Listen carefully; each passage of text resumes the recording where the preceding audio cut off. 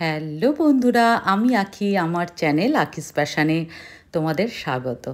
আজকে দেখো, আম, আমাদের আমি থাকি সুইডেনে।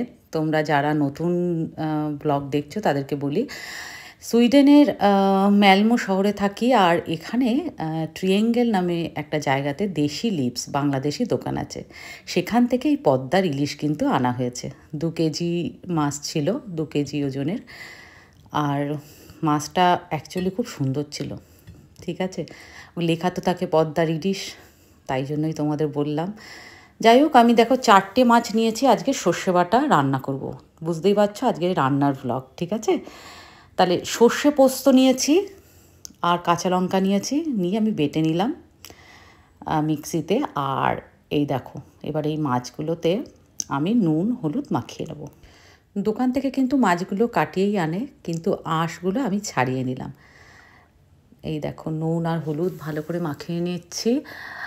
আর এই সুইডেনে না কয়েকটা মাছ খুব টেস্টি হয়। তাছাড়া আমি পুঁটি মাছ খেয়েছি, কই মাছ খেয়েছি, চুনোচানা মাছ খেয়েছি, খুব একটা টেস্টি হয়নি। এই মাছটা, ইলিশ মাছটা ভালো পাওয়া যায়।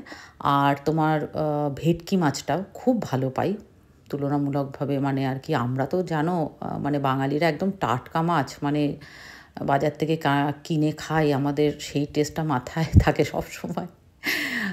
সেই রকম আশা করো না, কিন্তু সেই অনুযায়ী এই মাছগুলো ভালো, মানে আঁশটানি গন্ধ থাকে না একদম। না হলে সব মাছ খাওয়া যায় না আর কি।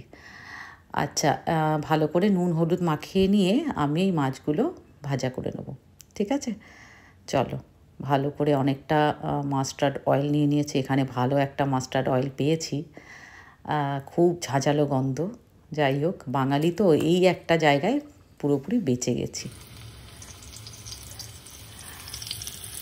মাছগুলোতে ডিমও রয়েছে খুব সুন্দর। আমি প্রথম মাছগুলোর এই ভেতরের তেলগুলো না বের করে নিতাম, ভাবতাম কি কী জানি আস্তে আস্তে গন্ধ হবে কি না। তারপরে দেখলাম মাছগুলো সত্যিই ভালো, ওই জন্য এখন আর বার করি না।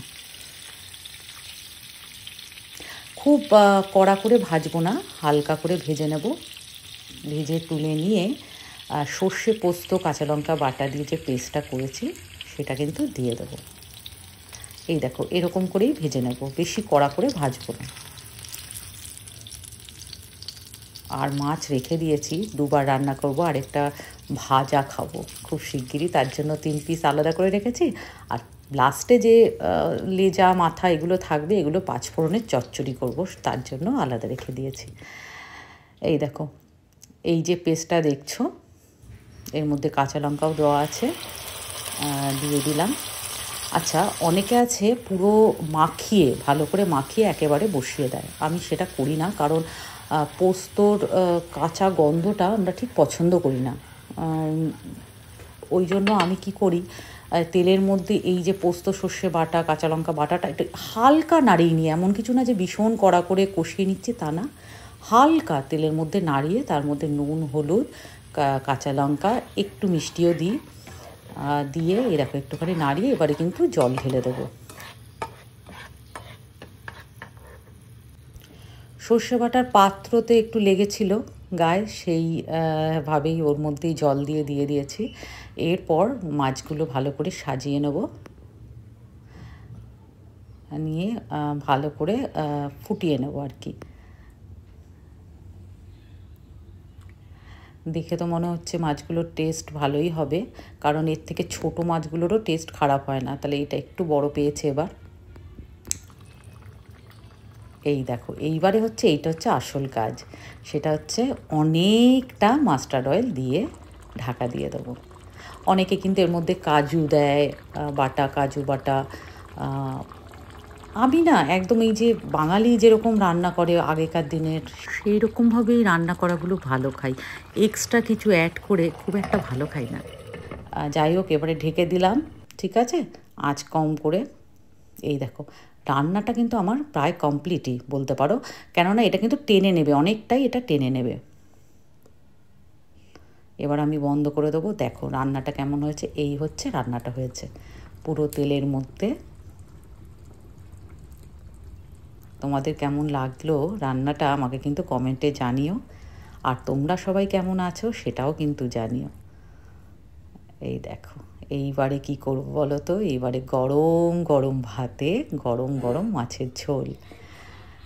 এই থালাটা আমার। থইয়া তো অনেক আগে থেকেই মানে আর কি কি বলবো, অপেক্ষায় রয়েছে যে কখন খাবে, মানে ওর তো রান্না করার আগে থেকেই খিদে পেয়ে যায় আর কি, জানো খুব পেটুক বর আমার।